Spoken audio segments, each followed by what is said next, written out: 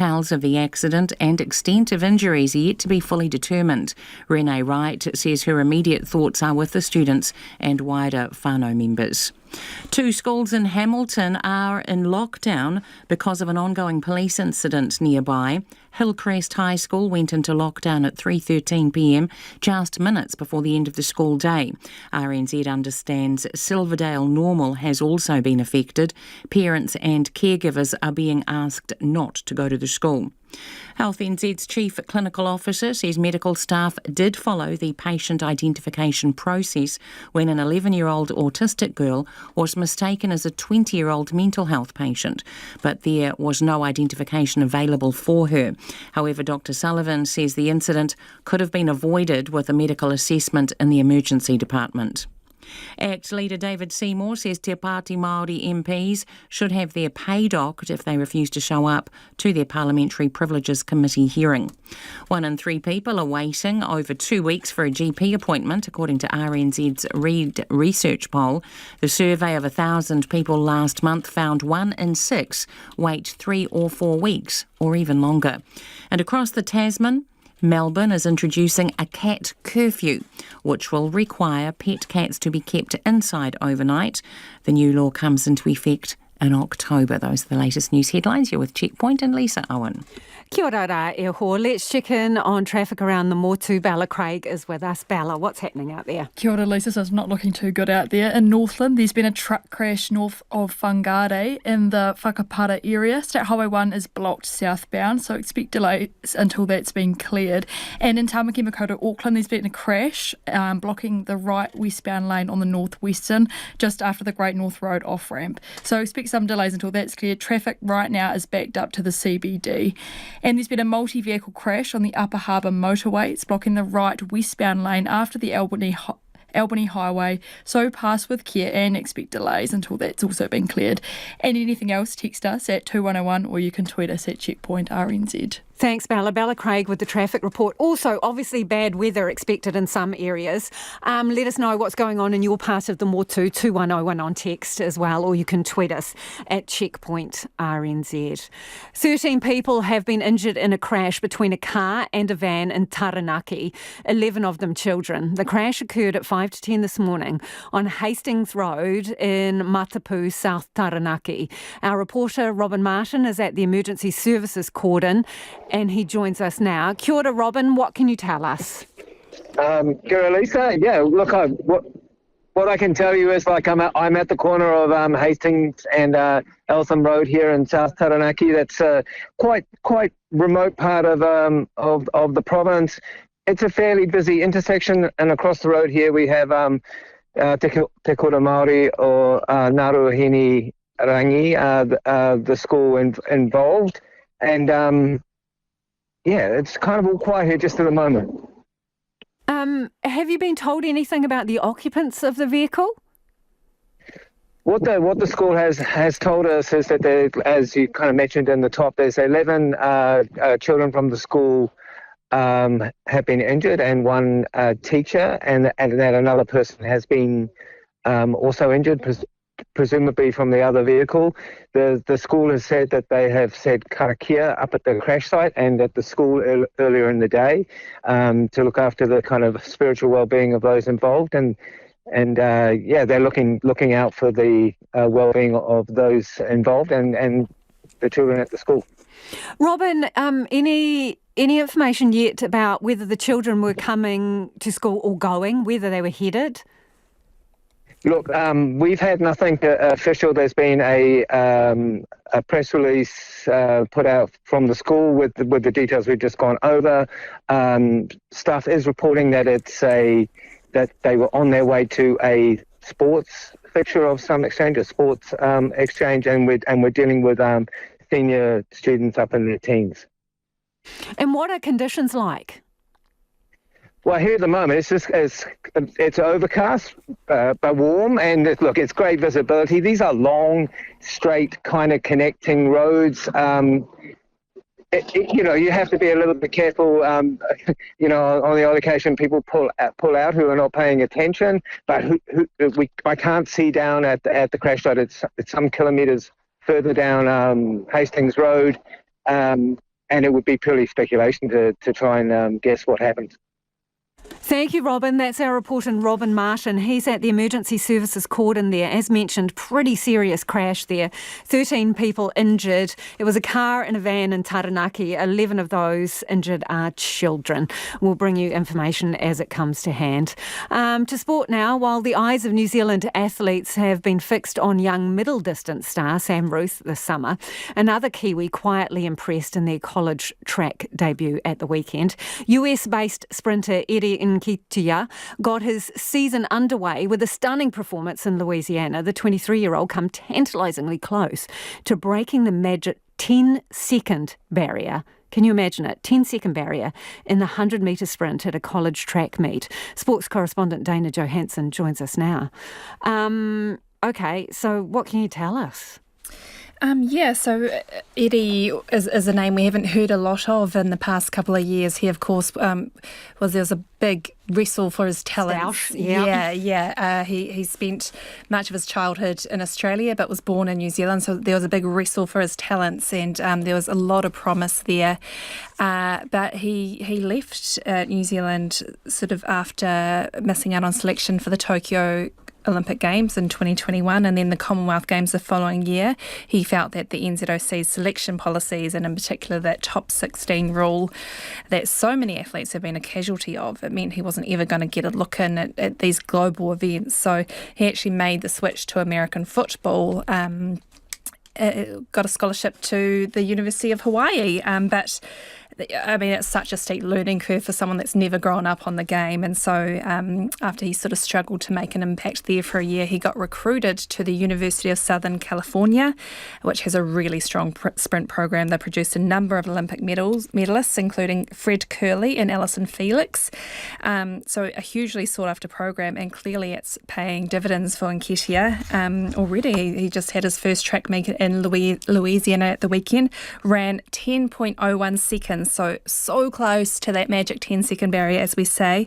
It's an NCAA lead time this season, and it would have beaten his New Zealand record, which is 10.08, had it not been for the wind being slightly above the legal threshold. The legal tailwind, you mean? The tailwind, yes. Yep. A little bit of a wind assistance there. I think that's 2 metres per second is the threshold. The wind on this occasion was 2.1.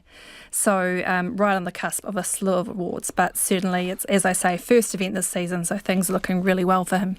Did he smoke the rest of the field? I mean, how did it play out? It was quite tight, actually, between him and that. They actually had identical times at 10.01, but he got the win as back on looking at the photo. Yeah. So photo finish. Yeah. Wowza. Okay, how significant would it be if he could break that magic 10-second mark? Yeah, hugely significant. I mean, breaking that 10-second barrier puts you in this elite echelon of male sprinters. So importantly for Eddie, as I say, he's missed out on these global, being selected for these global events because he can't meet this top 16 sort of arbitrary rule that the NZOC puts in. So this would mean he's no longer in that danger territory, and, you know, always having this uncertainty of whether he's going to get selected for these major events.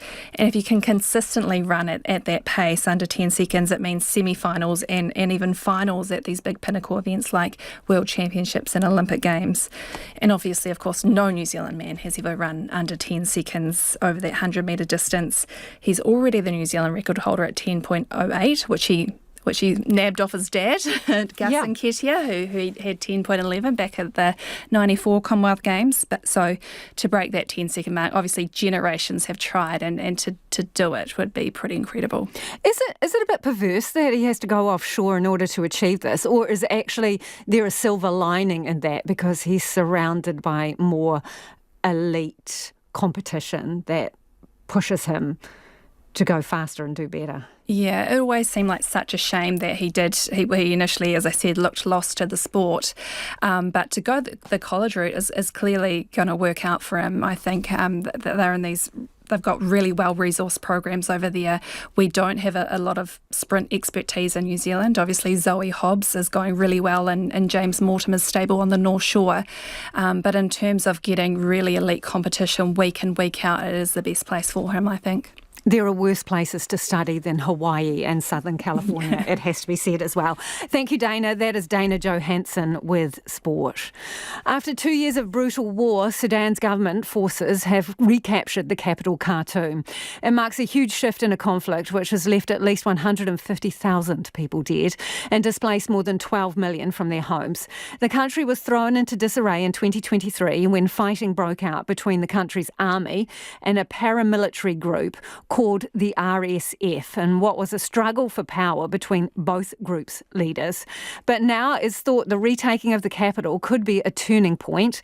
The BBC's Barbara Plett-Usher has visited the presidential palace there. The palace is damaged and dirty. There's dust everywhere, debris on the floors, holes in the ceiling, holes in the wall, broken glass. Looted, even the electric cables have been pulled out of the walls, although still some of the chandeliers are hanging from the ceiling. My name is Aladdin Abu Adam Sulaiman. We, our battalion, came from outside Khartoum, to defend our country. So this is the red carpet. We're walking into the palace. In general, they want it to be free as it is a symbol of our dignity.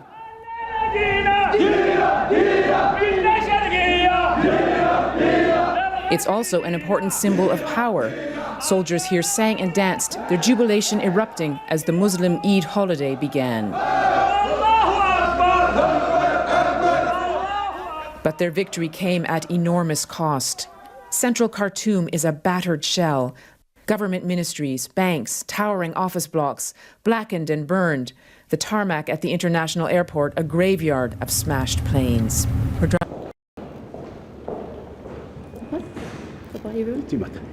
Kia tātou, and thank you for your time. I appreciate it. I know everyone's really busy.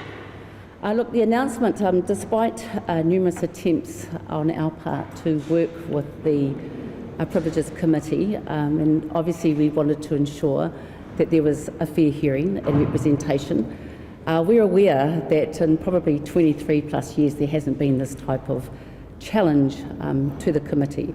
But we wanted to make sure that our defence was given the appropriate time and voice, and we felt that it was really important that this didn't have a predetermined outcome. And we've constantly, there's been a lot of exchanges in letters and emails with our council about 5 key areas of concern to the Privileges Committee, and I think we tapped on that yesterday, but just to emphasise, the committee refused to allow us to have a joint session. We got up and represented this kaupapa through haka collectively. The committee rejected our right to have a council present. Submissions were a really crucial part of this, particularly involving our tikanga, given that that made up a critical part of the complaint. The committee refused to allow expert testimony from Tā Te Pou Temara on tikanga Māori, which denies our opportunity to provide context for our actions and context for their understanding. The committee denied our request to reschedule, limiting access to our chosen senior counsel, who is, you will all know, Christopher Finlayson KC.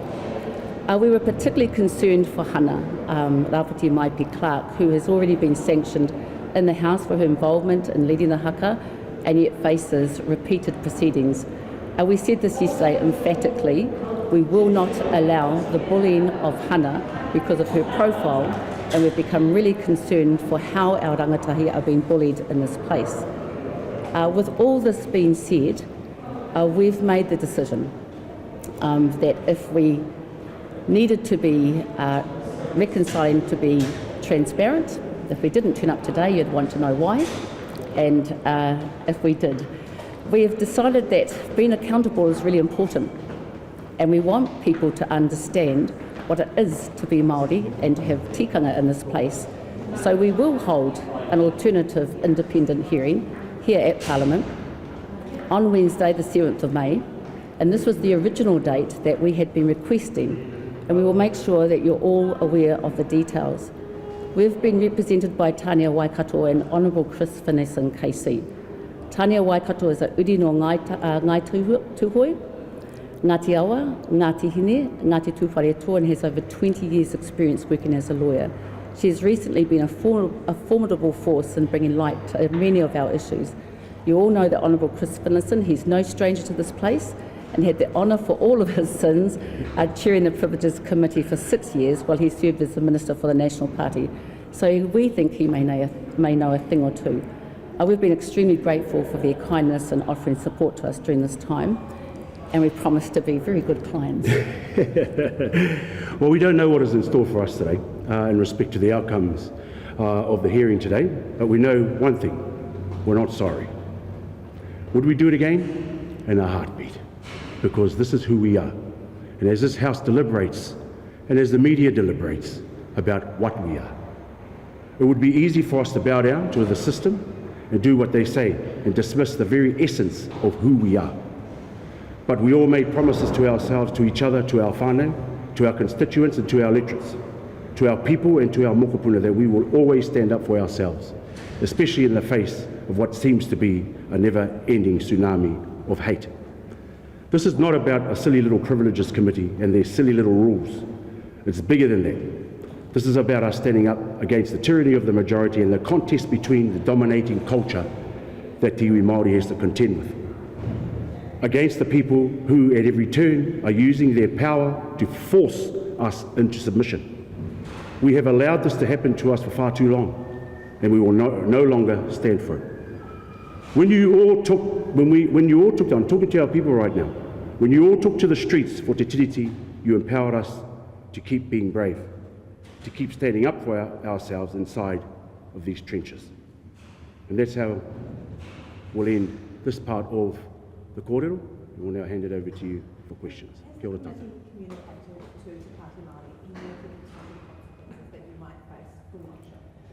No, and I think we just need to remind that it's not that we didn't want to have a hearing. That's right.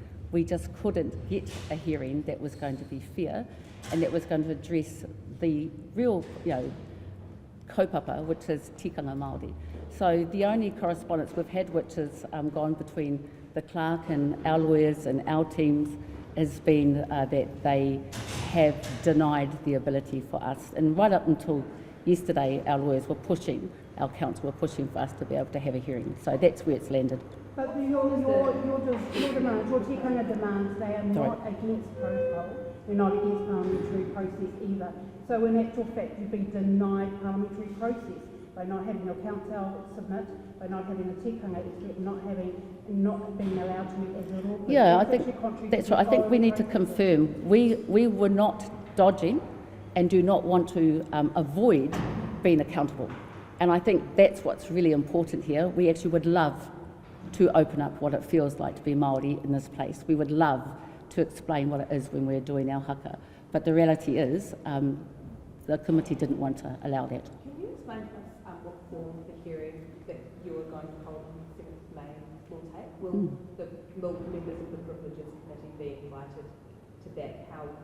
Who runs it? How will it work? We will get to the detail of that a little bit later on, and we'll make sure we share that with you. But it will be very similar to the Privileges Committee, and we have already we're going into discussions with members of other parties, whether former parties, to be part of that particular process, to ensure that there is an equal voice in that particular process. Have you reached out to any of the other political parties currently in Parliament, and do you have any support for that? Yes, we have, and yes, we do. I would prefer to leave it for them to discuss. We're just so conscious that we're a bit of a hot spot at the moment, so I think it's just best that we get our own selves into trouble and not anyone else. So. With respect to council, though, the Labour Party allowed Waterhouse's council to submit. That's right. So this is that's not right. unprecedented. It's not unprecedented, and that's why we went to someone as experienced, as Chris Finlayson, because we're new to this, and what we didn't want to do is avoid the challenge. But what we also didn't want to do is be in a situation where you're damned if you do and you're damned if you don't. Both Rawiri and I had to reconcile what is at stake here for ourselves and our whānau. And no one makes decisions like this lightly. And so the fact that we've got, archaic, really should be retiring politicians insinuating that is far off the mark. When we make a decision like this, it is actually about pushing back at the institution that hasn't had a pushback and saying that you have more than 50% of the Māori electorate MPs in this process, and you're not allowing us to express ourselves in tikanga. Do you want to be martyrs? No, actually, I'm going to say I don't like that word, particularly with what's going on in Gaza. But we didn't come in here to be doing anything other than what I already said, which was to push and make it okay that we have numerous hana. Today we witnessed Hana being had up because she was reading off her screen. She's a second language speaker. And we need to make this place so that all of those who you kick out with, you can recognise yourselves in this place. That's what we're doing. How do you respond to people who might say that you're just trying to invite consequence or punishment as a way of making a point? I think it's bigger than, and like I said in my opening statement, this is not about, see, you would insinuate that this is performative, and we've heard this from the media before, that the haka is performative, that our tikanga is performative. In actual fact, it's transformative. It needs to be reflected more in the standing orders. And so those out there that think tikanga Māori, and that being Māori, and using the tools that we comfortably use on the marae in debate, like haka, is not performative, it is actually transformative. This House needs to start reflecting more of what the iwi Māori has to offer, and we would encourage the Standing Orders Committee to look at what a tikanga process might look like in terms of implementing that into the standing orders. Has there been any progress? Yeah, there has been. I mean, Adrian has been appointed to it, and there's certainly a lot of discussion going on. But I think, you know, what we've got to remember, sadly, in this place is that, you know, every little thing you do, we were actually out on the floor when Rawiri refused to wear his tie. I don't know if you remember that. We were out on the floor when we greeted Mika. This isn't new to us. The reaction is new to us. And so we're a little bit stunned by the reaction. But 1 billion people have witnessed what's gone on, and we've got an obligation to continue with saying we must do better. We must make this place and bring the barriers down so that we continue to resist against the dominating culture, which we feel has us as Māori under siege every day in this place. Do you believe that the Peeni Henare got a fair hearing? I think you have to ask Peeni that. Yeah, I think Peeni's party and their style of within the Privileges Committee is up to Labour and what they decided to do. What would you decide to do if the committee came out today? Obviously, we don't quite know what they're going to say, but what if they were to come out today and to say, you know, we're going to ask you to be summoned to appear before the Privileges Committee, you know, in a formal manner, etc. What would be your response? Why didn't you just answer to our tono to change the date, and we wouldn't have all this drama, and we could have just gotten on with it and be able to again express and show the world what it is that we live through and who we are, and that we're Māori every day. And so I think the to and fro is really, we're in the thrust of a power game that doesn't see that it should bend for Māori. The ability to go to Privileges Committee and to use that as a learning opportunity, not just for this House, but for this country and for the rest of the world, I think has been missed in its first opportunity. And so if the Privileges Committee, in all their wisdom, was to allow us the date that we gave to them, would allow us that opportunity to be able to take the whole nation with us in regards to what we were trying to achieve here in terms of the transformation needed in this House, and to reflect the cultural identity of its tangata whenua, and not to continue its domination and its subjugation and its assimilation of our people in a House that was consented to by my ancestors when they signed Te Tiriti o Waitangi, and your ancestors when they signed Te Tiriti o Waitangi. Sorry? Probably ourselves. We've been paying since 1840. Are you concerned that by calling the Privileges Committee a silly little committee, you might inflame things with the other entities? Well, if they take offence to that, then that's a them problem, not a me problem. Why I say that is that this is an issue around being able to have those negotiations, and what we've got is a Privileges Committee who is not really willing to negotiate, but to demand. And so in even the legal processes outside of this House, would allow both parties to be able to find a just process for everybody to ensure that all voices were heard and that we could come to a resolution that was suitable for all. The problem is that we've got people demanding, not listening, not taking into consideration the other half of those who are part of the privileges process, which is us. Do you hold respect for the institution of Parliament? The institution of Parliament, does it hold respect for Te Māori? That's the question I would ask. And that is what it has to be about. See, what we see Parliament and government doing outside to our people is actually what we see it happening inside.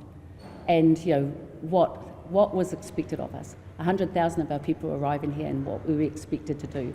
Be true to them, be true to the people who put us here, or worry about those who are coming and going every 3 years, hopefully shorter. So I think, you know, this again is about us being able to show at no stage are we shy or scared or intimidated by being accountable. This place doesn't intimidate us. What it is doing, though, is shirking its responsibility to understand us, and that's it. If there's a new date, we'll see them there. Kia ora tātou. Thank you. Appreciate it.